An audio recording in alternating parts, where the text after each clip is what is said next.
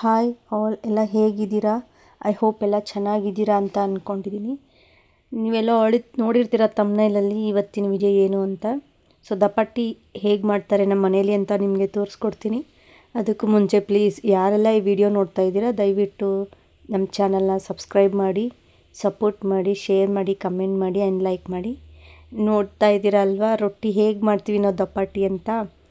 ಇದು ಆ್ಯಕ್ಚುಲಿ ಬಂದುಬಿಟ್ಟು ಜೋಳದ ರೊಟ್ಟಿ. ನಾನು ಆಲ್ರೆಡಿ ನಿಮಗೆ ಪ್ರೀವಿಯಸ್ ವೀಡಿಯೋದಲ್ಲಿ ಅಂತಂದರೆ ನೀವು ಚಾನಲ್ ಚೆಕ್ ಮಾಡಿದ್ರೆ ಗೊತ್ತಾಗುತ್ತೆ ಜೋಳದ ರೊಟ್ಟಿ ಹೇಗೆ ಮಾಡ್ತೀವಿ ಅಂತ ತೋರಿಸ್ಕೊಟ್ಟಿದ್ದೀನಿ. ಇವತ್ತು ಬಂದುಬಿಟ್ಟು ದಪಾಟಿನ ಹೇಗೆ ಮಾಡ್ತೀವಿ ಅಂತ ನಿಮಗೆ ತೋರಿಸ್ಕೊಡ್ತೀನಿ. ಇದ್ರ ಜೊತೆಗೆ ದಪಾಟಿಗೆ ಏನು ಕಾಂಬಿನೇಷನ್ ಪಲ್ಯ ಇದ್ದರೆ ಚೆನ್ನಾಗಿರುತ್ತೆ ಅಂತ ಹೇಳ್ಬಿಟ್ಟು ನಿಮಗೆ ತೋರಿಸ್ಕೊಡ್ತಾ ಇದ್ದೀನಿ. ನಮ್ಮಮ್ಮ ಮಾಡಿದ್ದು ಅದನ್ನು ಹೇಗೆ ಮಾಡ್ತೀವಿ ಅಂತ ನಿಮಗೆ ತೋರಿಸ್ಕೊಡ್ತೀನಿ. ಬನ್ನಿ ಹೇಗೆ ಮಾಡ್ತಾರೆ ಅಂತ ತೋರಿಸ್ತೀನಿ.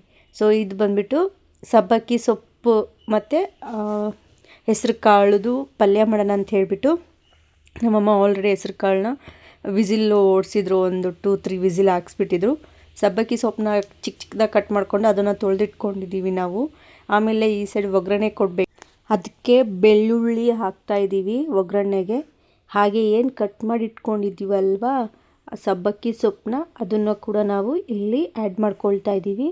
ಅದಕ್ಕೆ ನಾವು ಖಾರದ ಪುಡಿನ ಹಾಕ್ಕೊಳ್ತಾ ಇದ್ದೀವಿ. ಬೇಕಿದ್ದರೆ ಹಸಿಮೆಣ್ಸಿನ್ಕಾಯಿನ ಪೇಸ್ಟ್ ಮಾಡಿಕೊಂಡು ಅದು ಕೂಡ ಹಾಕ್ಬೋದು. ಅದೂ ಚೆನ್ನಾಗಿರುತ್ತೆ, ಇದೂ ಚೆನ್ನಾಗಿರುತ್ತೆ. ಬಟ್ ನಾವು ಖಾರದ ಪುಡಿನ ಹಾಕ್ಕೊಳ್ತಾ ಇದ್ದೀವಿ. ಸೊ ಖಾರದ ಪುಡಿ ನಿಮ್ಗೆ ಎಷ್ಟು ಬೇಕೋ ಅಂದರೆ ಖಾರ ಬೇಕು ಅಂದರೆ ಇನ್ನೊಂದು ಸ್ವಲ್ಪ ಜಾಸ್ತಿ ಹಾಕ್ಕೊಳ್ಳಿ, ಮೀಡಿಯಮ್ ಬೇಕು ಅಂದರೆ ಮೀಡಿಯಮ್ಮು. ಹಾಗೆ ಉಪ್ಪು, ಅರಿಶಿನ ಹಾಕ್ಕೊಂಡು ಈ ಸೊಪ್ಪನ್ನ ಚೆನ್ನಾಗಿ ಹಸಿ ವಾಸನೆ ಹೋಗೋವರೆಗೂ ಹುರ್ಕೊಳ್ಬೇಕು, ಚೆನ್ನಾಗಿ ಫ್ರೈ ಮಾಡಬೇಕು. ನೆಕ್ಸ್ಟು ನಾವೇನು ವಿಸಿಲ್ ಹೊಡ್ಸಿದ್ವಲ್ವ ಹೆಸರು ಕಾಳು ಅದನ್ನು ಹಾಕ್ಕೊಳ್ಬೇಕು. ಅದರಲ್ಲಿ ಹಾಕ್ಕೊಂಡು ಸ್ವಲ್ಪ ಹೊತ್ತು ಚೆನ್ನಾಗಿ ಮಿಕ್ಸ್ ಮಾಡಬೇಕು. ಹೆಸರು ಕಾಳು ಇಲ್ಲ ಅಂತ ಹೇಳಿದ್ರೆ ಯಾವುದಾದ್ರು ತೊಗರಿಬೇಳೆ ಇದ್ರೂ ಮಾಡ್ಕೋಬೋದು, ಅದರಲ್ಲೂ ಮಾಡ್ಬೋದು. ನೆಕ್ಸ್ಟ್ ಬಂದು ರೊಟ್ಟಿಗೆ ಏನೇನು ಬೇಕು ಅಂತ ಹೇಳಿದ್ರೆ ದಪಾಟಿಗೆ ಗೋಧಿ ಹಿಟ್ಟು, ಜೋಳದ ಹಿಟ್ಟು, ಆಮೇಲೆ ಅಕ್ಕಿ ಹಿಟ್ಟು.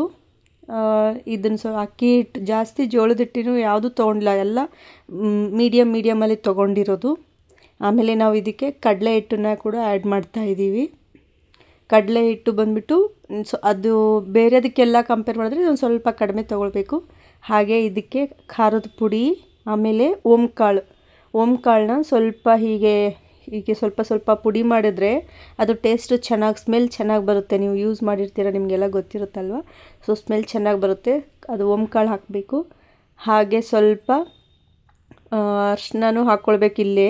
ಯಾಕೆ ಹೇಳಿ, ಅರಿಶಿನ ಹಾಕ್ಕೊಂಡ್ರೆ ರೊಟ್ಟಿಗೆ ಕಲರ್ ಬರುತ್ತೆ. ನೀವು ಆಲ್ರೆಡಿ ನೋಡಿರ್ತೀರ ಬಿಗ್ನಿಂಗಲ್ಲಿ ರೊಟ್ಟಿ ಯೆಲ್ಲೋ ಕಲರಲ್ಲಿ ಬರ್ತಾಯಿತ್ತು. ಸೊ ಯೆಲ್ಲೋ ಕಲರ್ ಬರಬೇಕು ಅಂತ ಹೇಳಿದ್ರೆ ಅರಿಶಿನ ಹಾಕಬೇಕು. ಹಾಗೆ ಸ್ವಲ್ಪ ರುಚಿಗೆ ತಕ್ಕಷ್ಟು ಉಪ್ಪು ಹಾಕ್ಕೊಳ್ಬೋದು. ಏನಂತ ಹೇಳಿದ್ರೆ ನೀವು ರೊಟ್ಟಿನ ಹಾಗೇನೂ ತಿನ್ಬೋದು, ಪಲ್ಯದ ಜೊತೆನೂ ತಿನ್ಬೋದು, ಚೆನ್ನಾಗಿರುತ್ತೆ. ಆಮೇಲೆ ಇದಕ್ಕೆ ಬಿಸಿನೀರು ಹಾಕ್ಕೊಳ್ತಾ ಇದ್ದೀವಿ. ಬಿಸಿನೀರು ಯಾಕೆ ಹಾಕ್ಕೊಳ್ತಿದ್ದೀನಿ ಅಂತ ಹೇಳಿದ್ರೆ ನಿಮಗೆ ಇನ್ನೊಂದು ಸ್ವಲ್ಪ ಮುಂದೆ ಇದರಲ್ಲಿ ಹೇಳ್ತೀನಿ ಯಾಕೆ ಬಿಸಿನೀರು ಹಾಕ್ಕೊಳ್ಬೇಕು ಅಂತ. ಸೊ ಚೆನ್ನಾಗಿ ಬಿಸಿನೀರು ಹಾಕ್ಕೊಂಡು ಒಂದು ಈ ಥರ ಮಿಕ್ಸ್ ಮಾಡೋಕ್ಕೆ ಏನಾದ್ರು ಒಂದು ಸೌಟೋ ಅಥವಾ ಏನಾದ್ರು ಉದ್ದು ಇರೋದು ತೊಗೊಂಡು ಮಿಕ್ಸ್ ಮಾಡ್ಕೊಬೇಕು. ಇಲ್ಲ ಅಂತ ಹೇಳಿದ್ರೆ ಬಿಸಿನೀರಲ್ವ ಕೈ ಸುಟ್ಟೋಗ್ಬಿಡುತ್ತೆ. ಸೊ ಚೆನ್ನಾಗಿ ಜಾಸ್ತಿ ಆಗಬಾರ್ದು, ನೀರು ಕಡಿಮೆ ಆಗಿದ್ದರೆ ಬೇಕಿದ್ದರೆ ಸ್ವಲ್ಪ ಆ್ಯಡ್ ಮಾಡ್ಬೋದು. ಏನಾದರೂ ಜಾಸ್ತಿ ಹಾಕ್ಕೊಂಡ್ಬಿಟ್ರೆ ನೀರು ಮತ್ತೆ ಎಲ್ಲಿಂದ ಹಿಟ್ಟು ಜಾಸ್ತಿ ಆಗಿಬಿಡುತ್ತೆ. ಅದಕ್ಕೆ ಆದಷ್ಟು ಕಡಿಮೆ ಹಾಕ್ಕೊಂಡು ಮಿಕ್ಸ್ ಮಾಡೋಕ್ಕೆ ಟ್ರೈ ಮಾಡಿ. ಅದೇ ಥರ ನಮ್ಮಮ್ಮನೂ ಕೂಡ ಅದೇ ಮಿಕ್ಸ್ ಮಾಡ್ತಾ ಇದ್ದಾರೆ. ಬಿಸಿ ಇರುತ್ತೆ ಇದು, ಆದರೂ ಸ್ವಲ್ಪ ಹಿಟ್ಟೆಲ್ಲ ಮಿಕ್ಸ್ ಮಾಡಿದ್ಮೇಲೆ ಪಕ್ಕದಲ್ಲೆಲ್ಲ ಇಲ್ಲಿ ಮಿಕ್ಕಿರುತ್ತಲ್ಲ ಅದರಿಂದ ಸ್ವಲ್ಪ ಹೀಗೆ ಟಚ್ ಮಾಡಿ ತೆಗೆದ್ರೆ ಬಿಸಿ ಹೊಟ್ಟೋಗುತ್ತೆ. ಸ್ವಲ್ಪ ಹೊತ್ತಿರುತ್ತೆ ಅಷ್ಟೇ. ಹಿಟ್ಟಲ್ಲಿ ಹಾಕಿದ ತಕ್ಷಣ ಬಿಸಿ ಅಷ್ಟು ಬೇಗನೆ ಹೋಗಲ್ಲ, ಆದರೂ ಸ್ವಲ್ಪ ಇರುತ್ತೆ. ಆಮೇಲೆ ಸ್ವಲ್ಪ ಹೊತ್ತು ಒಂದು 5 ಮಿನಿಟ್ಸ್ ಬಿಡಿ ಸಾಕು. ಯಾಕಂದರೆ ಫುಲ್ ಬಿಸಿದ್ದಾಗ ಕೈ ಹಾಕ್ಬಿಟ್ರೆ ನಿಮಗೂ ನೋವಾಗುತ್ತೆ, ಅಂದರೆ ಉರಿ ಆಗುತ್ತೆ. ಸ್ವಲ್ಪ ಹೊತ್ತು ಆದಮೇಲೆ ಈ ಥರ ಕೆಳಗಡೆ ಇದು ಏನಿರುತ್ತಲ್ಲ ಅದರಲ್ಲಿ ಹಾಕ್ಕೊಂಬಿಟ್ಟು ಚೆನ್ನಾಗಿ ಹಿಟ್ಟನ್ನ ಕಲಿಸ್ಕೊಬೇಕು. ನೀವು ನೋಡ್ತಿದ್ದೀರಲ್ಲ, ನೀರು ಎಲ್ಲೂ ಹಾಕಲ್ಲ ಇದಕ್ಕೆ. ಹಾಗೆ ಏನು ನೀರು ಹಾಕಿದ್ದೀವಲ್ಲ ಅದರಲ್ಲೇ ಚೆನ್ನಾಗಿ ಮಿಕ್ಸ್ ಮಾಡ್ಕೊಳ್ಬೇಕು. ಇವಾಗ ಅದೇ ಕಲಿಸ್ಕೊಳ್ತಾ ಇದ್ದಾರೆ, ನೀವೇ ನೋಡ್ಬೋದು.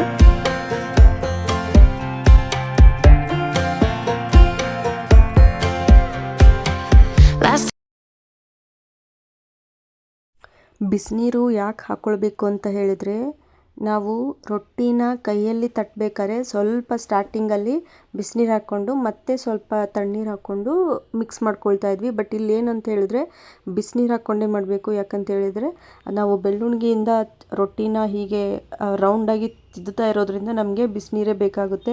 ರೊಟ್ಟಿ ಸ್ವಲ್ಪ ಜಿಗಿ ಬರಬೇಕು ಹಿಟ್ಟು, ಆವಾಗಲೇ ರೊಟ್ಟಿ ತಿರುಗುತ್ತಿಲ್ಲ ಅಂತ ಹೇಳಿದ್ರೆ ಕಿತ್ತೋಗ್ಬಿಡುತ್ತೆ. ತಣ್ಣೀರು ಹಾಕಿದ್ರೆ ಹೀಗೆ ಕಿತ್ತೋಗ್ಬಿಡುತ್ತೆ. ಅದಕ್ಕೆ ಬಿಸಿನೀರು ಹಾಕಿ ಮಾಡಬೇಕು ನಾವು. ನೀವೇ ನೋಡ್ಬೋದು, ಮುಂದೆ ಗೊತ್ತಾಗುತ್ತೆ. ಇದನ್ನು ಒಂದು ಹಂತಕ್ಕೆ ತೊಗೊಂಬರೋಷ್ಟರಲ್ಲಿ ಸ್ವಲ್ಪ ಲೇಟ್ ಆಗೇ ಆಗುತ್ತೆ. ಸೊ ನೀವಿಲ್ಲಿ ನೋಡ್ಬೋದು, ಇವಾಗ ಚಪಾತಿ ಮಾಡ್ತೀವಲ್ಲ ಬೆಳ್ಳುಣ್ಗಿ, ಅದಕ್ಕೆ ಕವರ್ ಹಾಕಿ ಅಲ್ಲಿ ರಬ್ಬರ್ ಬ್ಯಾಂಡ್ ಹಾಕಿ ರೊಟ್ಟಿ ಮಾಡೋದಕ್ಕೆ ರೆಡಿ ಮಾಡ್ಕೊಳ್ತಾ ಇದ್ದೀವಿ. ಇವಾಗ ಏನಂತ ಹೇಳಿದ್ರೆ ರೊಟ್ಟಿ ಬಡಿಬೇಕು ಅಂತ ಹೇಳಿದ್ರೆ ಸೌಂಡ್ ಆಗುತ್ತೆ ಜಾಸ್ತಿ.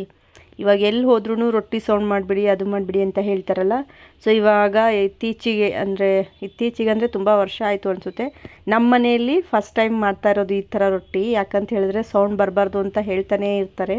ಅದು ನಮ್ಮ ಕೈಯಲ್ಲಿರುತ್ತಾ ಹೇಳಿ, ಅದಕ್ಕೆ ಏನು ಮಾಡಿದ್ವಿ, ಹೊಸ ಟ್ರಿಕ್ಸ್ ಕಲ್ತಿದ್ದೀವಿ. ಅವತ್ತು ಯಾದಗಿರಿಗೆ ಹೋದಾಗ ಅವ್ರು ಹೇಗೆ ಮಾಡೋದು ಅಂತ ಹೇಳಿದ್ರು. ನಮ್ಮಮ್ಮ ಬಂದುಬಿಟ್ಟು ಮನೆಯಲ್ಲಿ ಅದೇ ಥರ ಟ್ರೈ ಮಾಡೋದಕ್ಕೆ ಬರ್ತಾಯಿತ್ತು. ಅದಕ್ಕೆ ಏನು ಮಾಡಿದ್ವಿ, ಇವಾಗೆಲ್ಲ ಮನೆಯಲ್ಲೂ ರೊಟ್ಟಿ ಇದೇ ಥರ ಬೆಳ್ಳುಣ್ಗಿಯಿಂದನೇ ಮಾಡಬೇಕು ಅಂತ ಹೇಳ್ಬಿಟ್ಟು ಮಾಡ್ತಾಯಿದ್ವಿ. ಅದರಲ್ಲೂ ಕೂಡ ಚೆನ್ನಾಗಿ ಮಾಡ್ಬೋದು. ಸೊ ಇವಾಗ ನೋಡ್ತಾ ಇದ್ರಲ್ಲ, ಅದು ಇನ್ನೂ ಚೆನ್ನಾಗಿ ಮಿಕ್ಸ್ ಮಾಡ್ಕೊಳ್ಬೇಕು ಹಿಂದೆ ಇರೋದು. ಇದು ಆಲ್ರೆಡಿ ಇವಾಗ ಚೆನ್ನಾಗಿ ಒಂದು ಹಂತಕ್ಕೆ ಹದವಾಗಿ ಸಾಫ್ಟಾಗಿ ಚೆನ್ನಾಗಿ ಕಲಿಸ್ಕೊಂಡಿದ್ದಾರೆ. ನೀವು ಇವಾಗ ಏನು ಮಾಡಬೇಕು ಅಂತ ಹೇಳಿದ್ರೆ ರೊಟ್ಟಿಗೆ ಯಾವ ಸೈಜ್ ಅಂದರೆ ಎಷ್ಟು ಸೈಜ್ ಬೇಕಾಗುತ್ತೆ ಉಂಡೆ ಉಂಡೆ ಮಾಡಿ ಎತ್ತಿಟ್ಕೊಳ್ಬೇಕು. ಯಾಕಂತ ಹೇಳಿದ್ರೆ ನಿಮಗೆ ಈಕ್ವಲ್ ಅಂತ ಗೊತ್ತಾಗುತ್ತೆ. ಒಂದು ಸ್ವಲ್ಪ ಜಾಸ್ತಿ ಒಂದು ಸ್ವಲ್ಪ ಕಡಿಮೆ ಅಂತ ಏನಾಗಲ್ಲ. ರೆಗ್ಯುಲರಾಗಿ ಮಾಡೋರಿಗೆ ಗೊತ್ತಾಗುತ್ತೆ ಎಷ್ಟು ತೊಗೊಂಡ್ರೆ ಈಕ್ವಲ್ ಆಗುತ್ತೆ ಅಂತ ಹೇಳಿಬಿಟ್ಟು. ಅದಕ್ಕೆ ನಮ್ಮಮ್ಮ ಏನು ಮಾಡ್ತಿದ್ದಾರೆ, ಮೊದಲೇ ಅಂದರೆ ಉಂಡೆ ಉಂಡೆ ಮಾಡಿಬಿಟ್ಟು ಎತ್ತಿಟ್ಕೊಳ್ತಿದ್ದಾರೆ. ರೊಟ್ಟಿ ಮಾಡಬೇಕಾದ್ರೆ ಪಟ ಅಂತ ತೊಗೊಂಡು ಮಾಡ್ಬೋದು. ಏನಾದರೂ ನಿಮಗೆ ಅದಕ್ಕಿತ್ತು ಅಂತ ಹೇಳಿದ್ರೆ ಅದಕ್ಕೆ ತೊಗೊಂಡಾಗ ಸ್ವಲ್ಪ ಕೈಗೆಲ್ಲ ಟಚ್ ಆಗುತ್ತೆ ಅಲ್ವಾ, ಅದಕ್ಕೆ ಒಂದೇ ಸಲ ಉಂಡೆ ಮಾಡಿ ಇಟ್ಕೊಳ್ತಾರೆ. ನಾನು ಹೇಳಿದೆ ಬೆಳ್ಳುಣ್ಗಿಯಿಂದ ಮಾಡ್ತಾರೆ ಅಂತ. ಸ್ವಲ್ಪ ಇವಾಗ ಬಿಗಿನಿಂಗಲ್ಲಿ ಸ್ವಲ್ಪ ಚಿಕ್ಕದಾಗಿ ಕೈಯಿಂದನೇ ಮಾಡ್ಕೊಬೇಕು. ಅವಾಗೇನು ಜಾಸ್ತಿ ಸೌಂಡ್ ಬರಲ್ಲ. ತೆಳ್ಳಗೆ ಬಡಿಬೇಕು ಅಂತ ಹೇಳಿದ್ರೆ ಆವಾಗ ಜಾಸ್ತಿ ಸೌಂಡ್ ಬರುತ್ತೆ. ಒಂದು ಲೆವೆಲ್ಗೆ ಅಗಲ ಮಾಡ್ಕೊಬೇಕು. ಇದನ್ನು ಅಗಲ ಮಾಡಿಕೊಂಡ್ರೆ ನಾವು ಬೆಳ್ಳುಣ್ಗಿಯಿಂದ ಚೆನ್ನಾಗಿ ಮಾಡ್ಬೋದು. ಸೊ ನೋಡು, ಇವಾಗ ಸೇಮ್ ಚಪಾತಿ ಥರನೇ ಮಾಡ್ತಾ ಇದ್ದಾರೆ. ನೋಡ್ತಿದ್ದೀರಲ್ವಾ, ನೋಡಿ ಎಷ್ಟು ಚೆನ್ನಾಗಿ ಬರುತ್ತೆ. ಇದು ಅಗಲನೂ ಆಗುತ್ತೆ, ಸೌಂಡು ಬರಲ್ಲ, ಏನೂ ಇಲ್ಲ. ಸೊ ರೊಟ್ಟಿ ಕೂಡ ಬೇಗ ಆಗುತ್ತೆ. ಆಮೇಲೆ ಎಲ್ಲಿ ರೊಟ್ಟಿ ತಡ್ತಾ ಇದ್ದೀವಿ ಅಂತ ಹೇಳ್ಬಿಟ್ಟು ಬೇರೆ ಯಾರಿಗೂ ಸೌಂಡ್ ಬರೋದಿಲ್ಲ, ಏನೂ ಇಲ್ಲ. ಇವಾಗ ಹೊಸ ಐಡಿಯಾ ಡೈಲಿ ಮಾಡ್ಬೋದು ರೊಟ್ಟಿ ನಾವು. ಇವಾಗ ಈ ಥರ ಬೆಳ್ಳುಣ್ಗಿಗೆ ಕವರ್ ಹಾಕಿಬಿಟ್ಟು ಡೈರೆಕ್ಟ್ ಬೆಳ್ಳುಣ್ಗಿಯಿಂದನೇ ಮಾಡ್ತೀವಿ ಅಂತ ಹೇಳಿದ್ರೆ ಅದು ಅಂಟ್ಕೊಳ್ಳುತ್ತೆ, ಅಂದರೆ ಸ್ಕ್ರ್ಯಾಚ್ ಎಲ್ಲ ಆಗುತ್ತೆ. ಅದಕ್ಕೆ ಕವರ್ ಹಾಕಿ ಮಾಡಿದ್ರೆ ಈಸಿಯಾಗಿ ಬರುತ್ತೆ. ಇದು ಹಿಟ್ಟು ಬಂದುಬಿಟ್ಟು ಸ್ವಲ್ಪ ಗಟ್ಟಿ ಇರಬೇಕು. ತುಂಬ ಲೂಸ್ ಆಯಿತು ಅಂದರೆ ಅದು ರೊಟ್ಟಿ ತಿರ್ಗೋದೇ ಇಲ್ಲ, ಅಂಟ್ಕೊಳ್ಳುತ್ತೆ. ಆಮೇಲೆ ಕೆಳಗಡೆ ಸ್ವಲ್ಪ ಹಿಟ್ಟು ಹಾಕಿ ಮಾಡಬೇಕು. ಹಿಟ್ಟು ಹಾಕಿಲ್ಲ ಅಂದರೆ ಇದು ನಿಮಗೆ ಗೊತ್ತು, ಅಂಟ್ಕೊಂಡ್ಬಿಡುತ್ತೆ ಕೆಳಗಡೆ. ಅದಕ್ಕೆ ಚೆನ್ನಾಗಿ ಸ್ವಲ್ಪ ಹಿಟ್ಟು ಹಾಕಿ ಹಾಗೆ ತಿರುಗಿಸ್ಕೊಳ್ತಾ ಇರಬೇಕು. ತಿರುಗಿಸ್ಲಿಲ್ಲ ಅಂದರೆ ಡೈರೆಕ್ಟಾಗಿ ಅಂಟ್ಕೊಂಡ್ಬಿಡುತ್ತೆ. ರೊಟ್ಟಿ ಮಾಡಬೇಕಾದ್ರೂ ಅಷ್ಟೇ ತಿರುಗಿಸ್ತಾನೇ ಇರ್ತಾರೆ ಅಲ್ವಾ. ಸೊ ಇವಾಗ ನೀವು ನೋಡ್ಬೋದು ಎಷ್ಟು ಚೆನ್ನಾಗಿ ರೌಂಡಾಗಿ ಬಂದಿದೆ ಅಲ್ವಾ. ಇಷ್ಟು ರೌಂಡು ಕೈಯಲ್ಲಿ ಮಾಡಿದ್ರೂ ಬರುತ್ತೋ ಇಲ್ಲೋ ಗೊತ್ತಿಲ್ಲ, ಆದರೆ ಇದರಲ್ಲಿ ಎಷ್ಟು ಚೆನ್ನಾಗಿ ರೌಂಡಾಗಿ ಬಂದಿದೆ ನೋಡಿ. ನಮ್ಮಮ್ಮ ಹೀಗೆ ಎತ್ತಾಕ್ತಾ ಇದ್ದಾರೆ. ಸೊ ಈ ಕಡೆ ಹೆಂಚು ಮೇಲೆ ರೊಟ್ಟಿ ಮಾಡೋಕ್ಕೆ ನಮ್ಮದು ಕಬ್ಬಿಣ ಹೆಂಚು ಯೂಸ್ ಮಾಡ್ತೀವಿ. ಇಲ್ಲಿ ಇವಾಗ ಇದಕ್ಕೆ ರೊಟ್ಟಿಗೆ ಮೇಲೆ ನೀರು ಹಾಕಬೇಕು. ರೊಟ್ಟಿಗೆ ಅದು ಒಂದು ಕಾಟನ್ ಬಟ್ಟೆಯಿಂದ ನೀರು ಹಚ್ಕೊಳ್ಬೇಕು. ಯಾವಾಗಲೂ ಅಷ್ಟೇ ರೊಟ್ಟಿ ಮಾಡ್ತೀವಿ ಅಂದರೆ ಮೇಲೆ ನೀರು ಹಚ್ಚಲೇಬೇಕು. ಇಲ್ಲಾಂದರೆ ಆ ಥರ ರೊಟ್ಟಿ ಯಾರೂ ಮಾಡೋದು ಇಲ್ಲ. ನೀವು ನೋಡಿ ಎಷ್ಟು ಚೆನ್ನಾಗಾಗಿದೆ. ಯೆಲ್ಲೋ ಕಲರ್ ಏನಕ್ಕಾಗಿದೆ ಅಂತ ಇದೇ ರೀಸನ್ಗೆ ಹೇಳೋದು ನಾನು. ಅರಿಶಿನ ಏನಕ್ಕೆ ಹಾಕಬೇಕು ಅಂತ ಹೇಳಿದ್ದೆ, ಕಲರ್ ಬರುತ್ತೆ ಅಂತ ಹೇಳಿದ್ನಲ್ವ. ಸೊ ಇಲ್ಲಿ ನೋಡ್ಬೋದು ಕಲರ್ ಬರ್ತಿದೆ. ಆಮೇಲೆ ಅದು ಬೆಳ್ಳುಣ್ಗಿನೂ ಅಷ್ಟೇ ಕವರ್ ಹಾಕಿಟ್ಕೊಂಡ್ರೇ ರೊಟ್ಟಿ ಚೆನ್ನಾಗಿ ಬರುತ್ತೆ ಅಂತ ನೀವು ನೋಡ್ಬೋದು ಇಲ್ಲಿ ಈ ವಿಡಿಯೋದಲ್ಲಿ. ನೋಡಿ ರೊಟ್ಟಿ ರೆಡಿನೇ ಆಗೋಯ್ತು. ಇದಕ್ಕೆ ಒಂದು ಸ್ವಲ್ಪ ಇವಾಗ ಎಣ್ಣೆ ಹಚ್ಚಬೇಕು. ಜೋಳದ ರೊಟ್ಟಿ ಮಾಡಿದ್ರೆ ಎಣ್ಣೆ ಹಾಕಲ್ಲ, ದಪಾಟಿ ಮಾಡಿದ್ರೆ ಅದಕ್ಕೆ ಎಣ್ಣೆ ಹಚ್ತಾರೆ. ತೆಂಗಿನಕಾಯಿದು ಹಿಂದೆ ಇರುತ್ತಲ್ಲ ಚಿಪ್ದು, ಅದು ನಾರಿಂದ ಬೇಕಿದ್ರೆ ಹಚ್ತಾರೆ ಎಣ್ಣೆ. ಬಟ್ ನಮ್ಮ ಮನೇಲಿ ತೆಂಗಿನಕಾಯಿದು ಚಿಪ್ದು ನಾರು ಇರಲಿಲ್ಲ, ಅದಕ್ಕೆ ಸ್ಪೂನಿಂದ ಹಚ್ತಾ ಇರೋದು. ನೀವು ನೋಡ್ಬೋದು ಈ ರೊಟ್ಟಿ ಎಷ್ಟು ಸಾಫ್ಟಾಗಿ ಬಂದಿತ್ತು ಅಂದರೆ. ನೋಡಿ ಇಲ್ಲಿ ನಾನು ನಿಮಗೆ ರೊಟ್ಟಿ ತೋರಿಸ್ತೀನಿ. ಇಷ್ಟೊಂದು ರೊಟ್ಟಿ ಮಾಡಿದ್ವಿ ನಾವು, ಆದರೆ ಎಲ್ಲ ಒಂದೇ ದಿವಸ ಖಾಲಿ ಆಗೋಯಿತು.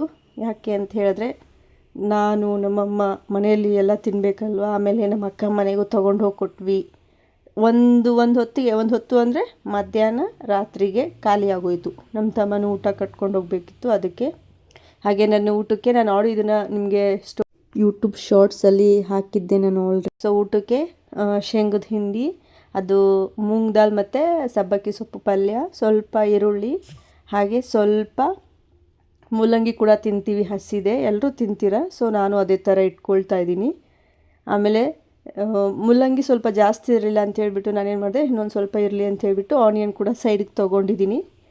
ಹಾಗೆ ಮಜ್ಜಿಗೆ ಕೂಡ ಚೆನ್ನಾಗಿರುತ್ತೆ ಇದಕ್ಕೆ, ಪಲ್ಯ ಮತ್ತು ದಪಾಟಿ ಮಜ್ಜಿಗೆ ಚೆನ್ನಾಗಿರುತ್ತೆ. ಮಜ್ಜಿಗೆ ಅಂದರೆ ಆ ಕಡೆ ಮಜ್ಜಿಗೆನೂ ಅಲ್ಲ, ಈ ಕಡೆ ಮೊಸರು ಅಲ್ಲ, ಸ್ವಲ್ಪ ನೀರು ಹಾಕಿ ಇಟ್ಕೊಂಡಿದ್ದು.